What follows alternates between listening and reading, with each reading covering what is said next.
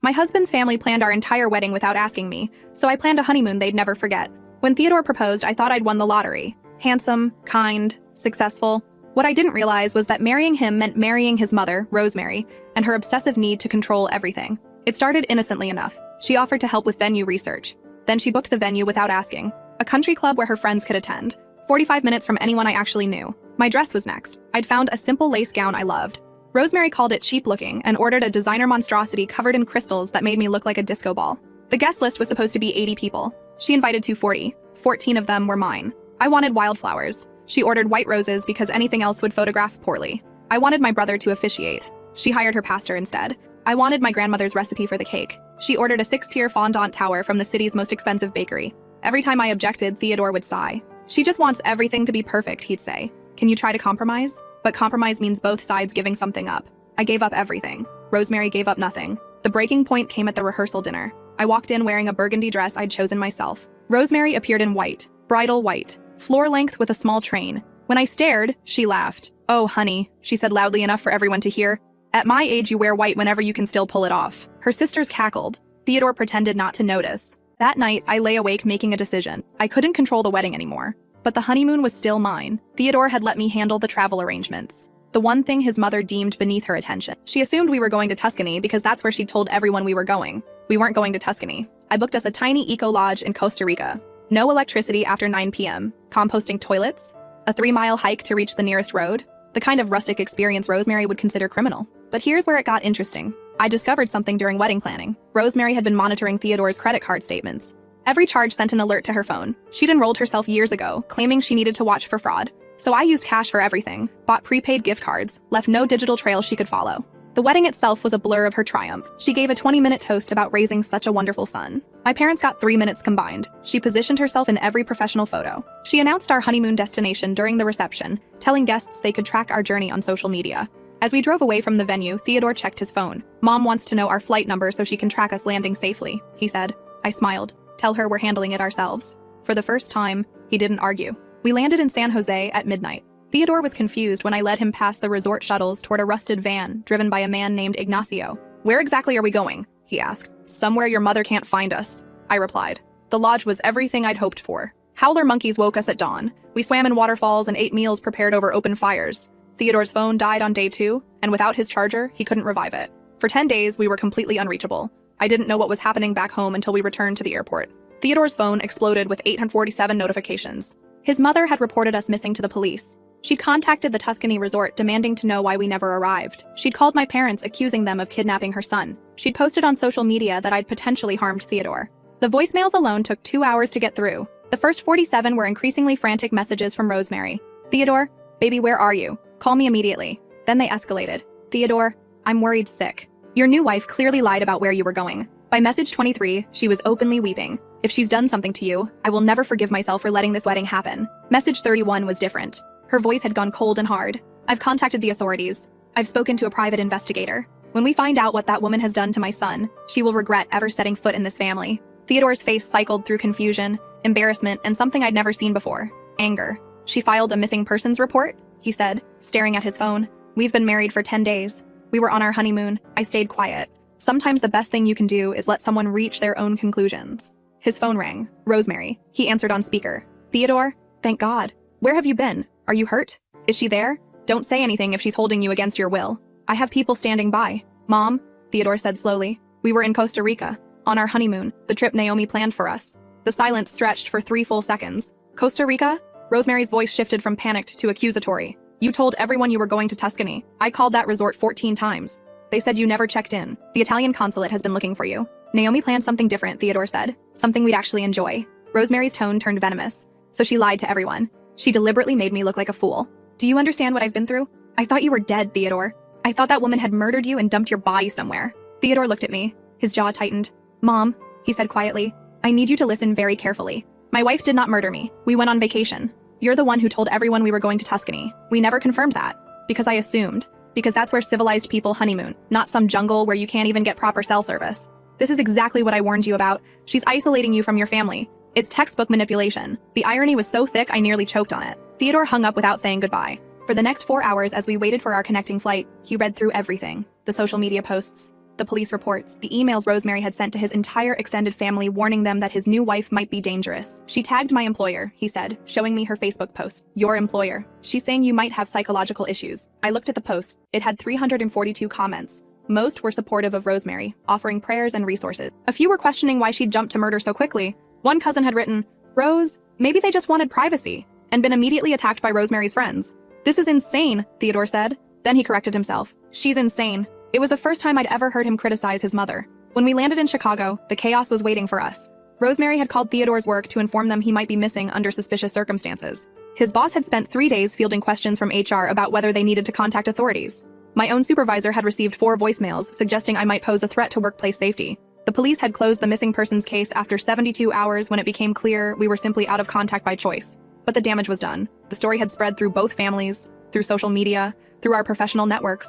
Everyone knew that Rosemary believed I was capable of murder. That first week back was brutal. Theodore's phone rang constantly. His sisters called to express relief. His aunts called to suggest counseling. His father called to apologize, then immediately handed the phone to Rosemary, who demanded Theodore come home immediately so she could see with her own eyes that he was unharmed. Theodore didn't go. Instead, he sat at our kitchen table and started making a list. Every boundary his mother had crossed, every decision she'd made without asking, every time she'd overridden my wishes and he'd let it happen. The list filled 4 pages. "I didn't know it was this bad," he said, not looking up. "Yes, you did," I replied. "You just didn't want to see it." He flinched, but he didn't argue. The real test came 3 days later when Rosemary showed up at our apartment unannounced. She didn't knock. She used the key Theodore had given her years ago, the one I didn't know existed. I was in the kitchen making coffee when I heard the door open. Rosemary swept in like she owned the place, her eyes scanning every corner as if searching for evidence of wrongdoing. "There you are," she said when she spotted me. "I want to talk to my son. Alone." Theodore emerged from the bedroom, his face hard. "Mom, what are you doing here?" "I came to see you. To make sure you're really okay." She shot a look in my direction, without interference. Theodore didn't move toward her. He crossed his arms. "You need to give back your key." Rosemary blinked. "Excuse me?" "The key to our apartment. You shouldn't have one." For a moment, genuine confusion flickered across her face. "But I'm your mother. What if there's an emergency? Then you can knock like everyone else." The silence that followed was suffocating. I watched Rosemary's expression shift from shock to hurt to something darker, something calculating. "She did this," Rosemary said, pointing at me without looking. "She's turned you against your own family. This is exactly what happens when a woman isolates a man from the people who love him." Theodore took a step forward. "Mom, you filed a police report claiming my wife might have murdered me. You contacted her employer. You posted on social media that she was dangerous.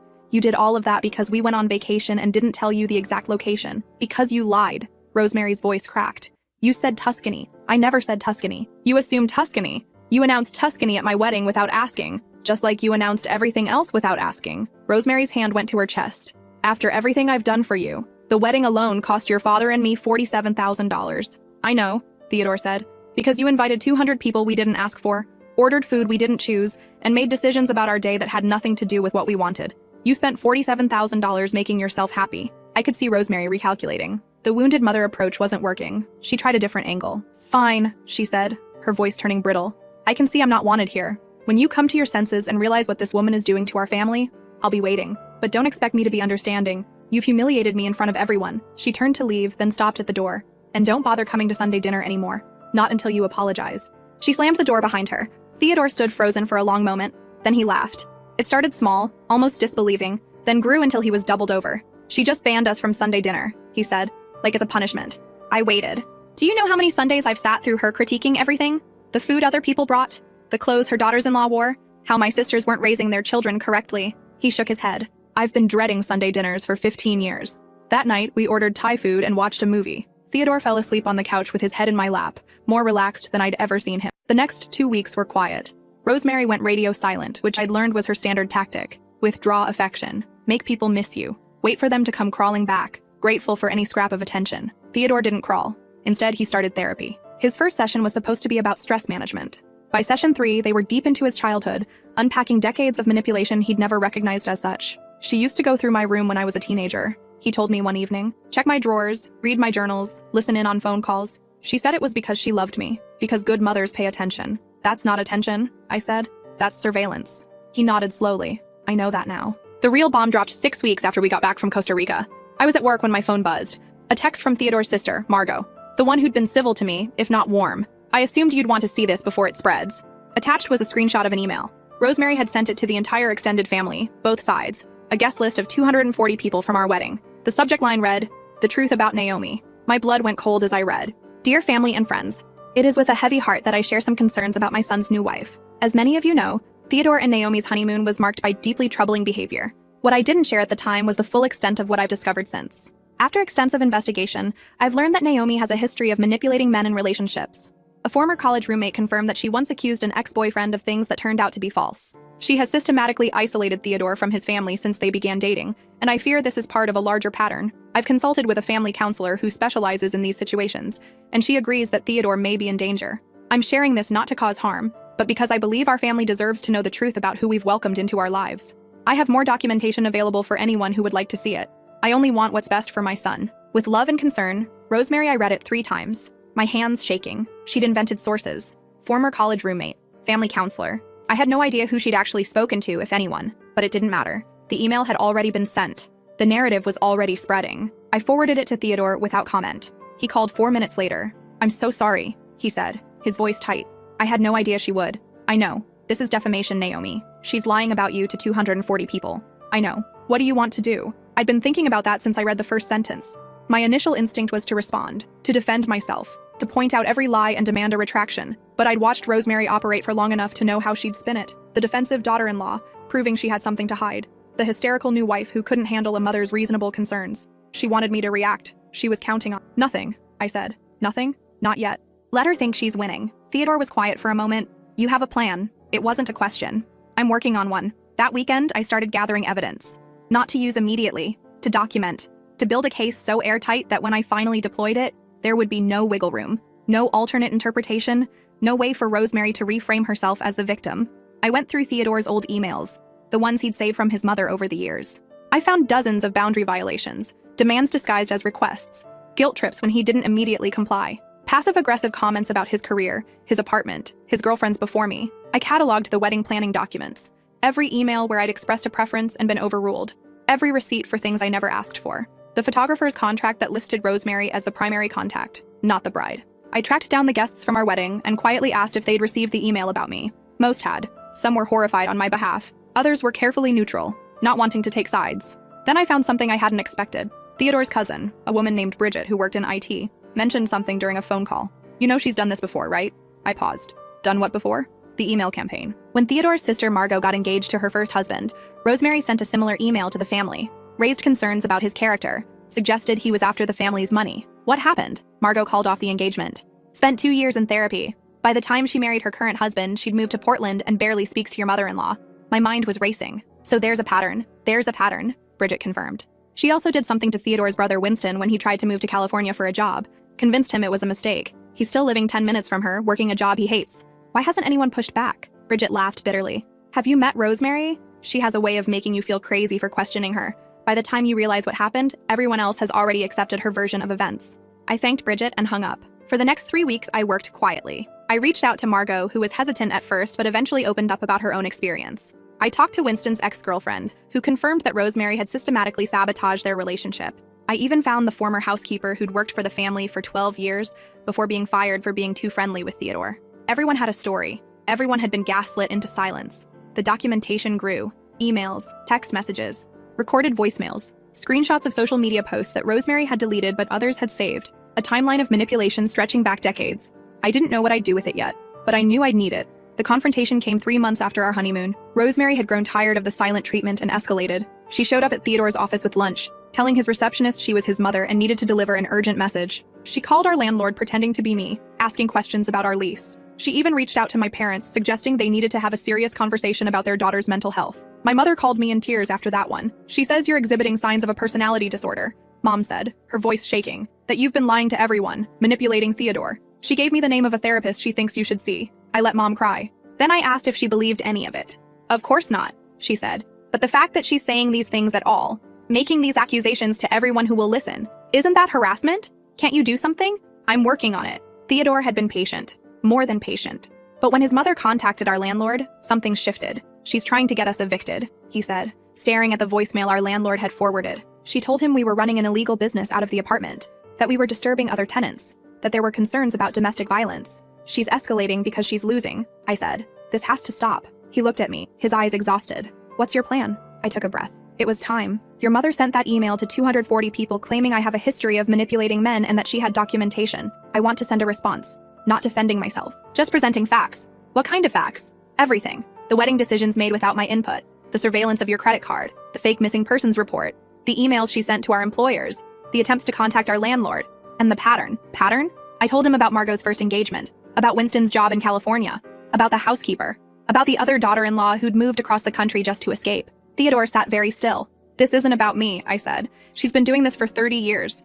You've all been living with it so long you thought it was normal. He didn't speak for a long time. Finally, he said, do it. The email I sent was 2,400 words long. I didn't editorialize. I didn't make accusations. I simply presented evidence, dated and documented, with screenshots and attachments where relevant. I started with the wedding. Every email where I'd requested something and been ignored. Every decision made unilaterally. The photographer confirmed that I had never been consulted on the shot list. The caterer confirmed that I had never approved the menu. The florist confirmed that someone claiming to be me had called to change my flower order. I moved to the honeymoon. Rosemary's social media posts accusing me of potential murder. The police report she filed. The voicemail she left on Theodore's phone that I'd saved. Her own words, played back in chronological order. Then the aftermath. The email she'd sent to our family making false claims. The calls to our employers. The contact with our landlord. Everything documented. Everything provable. Finally, I included testimonials. Margot agreed to write about her first engagement and her mother-in-law's role in destroying it. Winston wrote about the California job he never took. Even the former housekeeper, now retired in Florida, sent a statement about the environment in the household and why she'd finally quit. I didn't ask for anything in the email. I didn't make demands. I simply ended with, I wanted everyone to have the full picture before forming opinions. Then I hit send. The response was immediate and overwhelming. Theodore's phone rang within 15 minutes. His aunt, his mother's own sister, called to say she'd suspected something was wrong for years, but never had proof. His cousin Bridget texted a string of applause emojis. Even his father, who had never once contradicted Rosemary in 35 years of marriage, called to say he needed time to process what he'd read. The family was fracturing, but not around me, around the truth. Rosemary's response came 6 hours later. It wasn't sent to everyone. It was a private message to Theodore. I am your mother. I have sacrificed everything for you. And this is how you repay me? By letting your wife air private family matters to people who have no right to know? I hope you're prepared to live with the consequences of this betrayal. You have chosen her over blood. I will never forget it. Theodore read it to me, his voice flat. Then he blocked her number. The weeks that followed were complicated. Some family members rallied around us. Others stayed loyal to Rosemary, insisting that whatever she'd done, exposing her publicly was worse. The family was split down the middle, and several relationships that had been maintained by polite silence were now openly hostile. But Theodore started sleeping through the night for the first time in years. He stopped flinching when his phone rang. He stopped automatically deferring to his mother's preferences in every conversation. He was free. 4 months after the email, Rosemary made one final play. She showed up at our apartment again, this time without a key. Theodore had changed the locks. I need to speak to my son, she said when I answered the door. Alone. Theodore came up behind me. Anything you want to say, you can say to both of us. Rosemary's eyes were red-rimmed. She looked older than I'd ever seen her, the carefully maintained facade cracking under the weight of her own actions. I made mistakes, she said. Her voice was smaller than I'd ever heard it. I know I went too far, but I only did it because I love you, because I was afraid of losing you. Theodore didn't move. You weren't afraid of losing me, he said quietly. You were afraid of not controlling me. There's a difference. That's not true. Everything I did was for your own good. You filed a police report claiming my wife might have murdered me. You contacted our employers. You told our landlord we were running illegal operations. You sent an email to 240 people accusing Naomi of being mentally unstable. He paused. That wasn't for my own good. That was for yours. Rosemary's chin trembled. So that's it? You're just going to cut me out of your life? After everything I've done for you? I'm not cutting you out, Theodore said. I'm setting boundaries. If you can respect them, we can have a relationship. If you can't, that's your choice. What boundaries? You don't contact our employers? You don't contact our landlord? You don't show up unannounced? You don't speak negatively about Naomi to family members? You treat our marriage as separate from your opinions about it. Rosemary stared at him. That's not fair. I have a right to express my concerns. You've expressed them, extensively, to everyone who would listen. Now you get to be quiet. The standoff lasted a full minute. Then Rosemary turned and walked away without another word. She didn't contact us for 8 weeks. When she finally reached out, it was through Theodore's father. He called to say Rosemary wanted to try again. She'd been seeing a therapist. She was ready to respect the boundaries. Theodore was skeptical, but he agreed to a supervised dinner at a restaurant. Neutral territory. The dinner was awkward but manageable. Rosemary didn't apologize exactly, but she didn't attack either. She asked about our jobs. She complimented the restaurant I'd chosen. She didn't mention the wedding, the honeymoon, or the email. It was a start. That was 2 years ago. Our relationship with Rosemary is not healed. It may never be. She still slips sometimes, makes comments about how I've changed Theodore, how he used to be so attentive. She still posts pointed things on social media about families being torn apart by outsiders. She still believes on some level that she was the victim, but she doesn't show up unannounced anymore. She doesn't contact our employers. She doesn't file police reports when we take vacations without telling her the exact location. She's learned that actions have consequences. Theodore and I just celebrated our 3rd anniversary. We went back to Costa Rica, to the same eco-lodge where we'd spent those 10 unreachable days. Ignacio remembered us. The howler monkeys still wake us at dawn. On our last night, Theodore raised his glass. To the honeymoon that saved our marriage, he said. I clinked my glass against his. To composting toilets and dead phone batteries. He laughed. I love you, you know. More than I could have if we'd just gone along with everything she wanted. I know. She still doesn't understand what she did wrong, does she? I considered the question. No, she probably never will. But she understands what happens when she does it. That's something. It is. We watched the sunset over the jungle canopy, our phones deliberately left in the cabin. Rosemary could wait. The next morning, I found a voicemail when we finally turned our phones back on.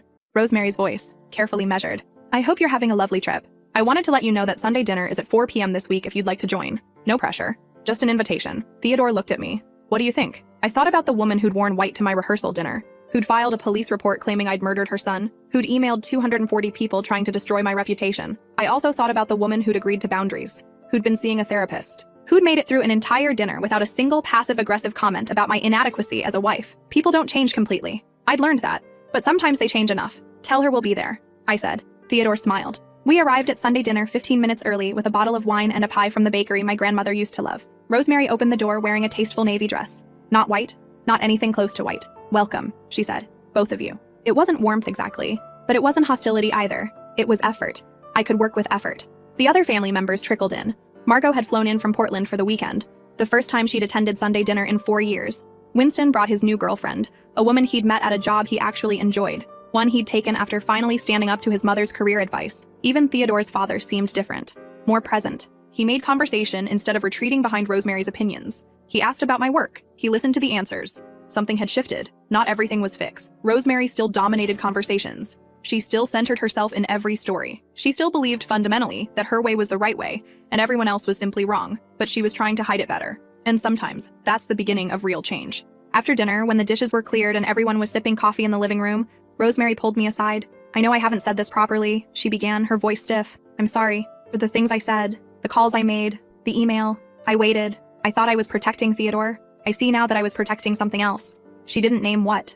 Control, her image, her grip on a son who was supposed to need her forever. Thank you for saying that, I replied. I don't expect you to forgive me. I appreciate that too. We stood there, 2 women who would probably never like each other, reaching an uneasy truce. Theodore caught my eye from across the room. You okay? He mouthed. I nodded. On the drive home, Theodore reached for my hand. That was big for her, he said. The apology. I know. Does it help? I considered the question honestly. It helps that she said it. It doesn't erase what she did. That's fair, but it's progress. He squeezed my hand. Thanks for giving her another chance. I know she doesn't deserve it.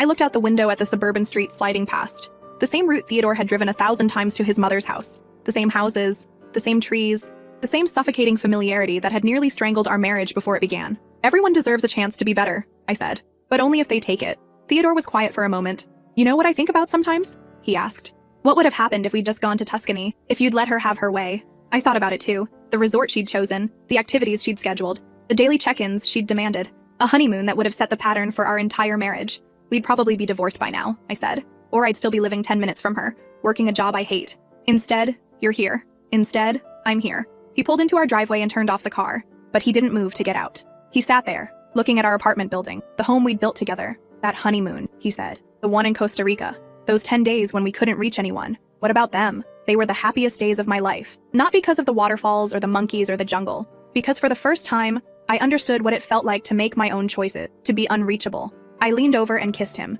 You're still unreachable, I said. To anyone who doesn't respect our boundaries. He smiled, including my mother, especially your mother. We went inside. I made tea while Theodore sorted through the mail. Normal domestic things, the life we'd built from the wreckage of a wedding we never asked for. Rosemary's face still appears in our professional wedding photos. She's positioned perfectly in every shot, just as she'd planned. Sometimes I look at those pictures and see a woman who thought she'd won. She had no idea that the real victory was still waiting in Costa Rica, in a rustic lodge with composting toilets and no cell service.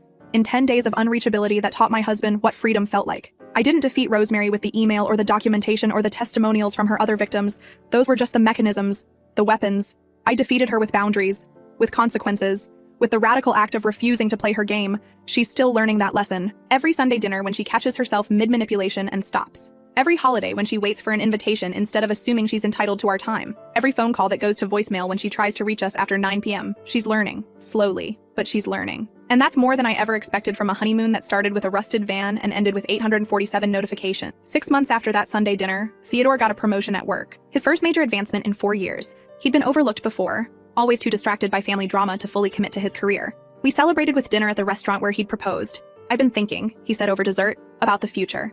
I raised an eyebrow. "What about it?" "I want to start a family. With you. When you're ready." The question wasn't unexpected. We'd talked around it for months, but hearing him say it so directly, so clearly, made my heart clench. "What about your mother?" I asked. "You know she'll have opinions about how we raise our children." "She will," he agreed. "And I'll have boundaries about how much of those opinions she gets to share." "That's a lot to promise." "I know, but I also know what kind of marriage my parents have, what kind of relationships my siblings have with their kids. I don't want that. I want what we have. And what do we have? Partnership, respect, communication." He smiled. "And the willingness to disappear into the Costa Rican jungle when necessary." I laughed. "That's a very specific relationship requirement. I'm a very specific person." I reached across the table and took his hand. "Ask me again in 6 months. If things with your mother stay stable." "That's fair. I'm always fair." He kissed my hand. "I know. That's why I love you." The 6 months passed. Rosemary slipped a few times, made comments about how I kept Theodore too busy to visit, posted a pointed meme about mothers-in-law being disrespected by ungrateful daughters-in-law, but she pulled back when called out, apologized, however, stiffly. "Tried again." Theodore asked again. I said yes. We told Rosemary over dinner at her house. Her face went through a complicated series of expressions: joy, possessiveness, the visible effort to suppress whatever demanding thing she wanted to say. "That's wonderful news," she finally managed.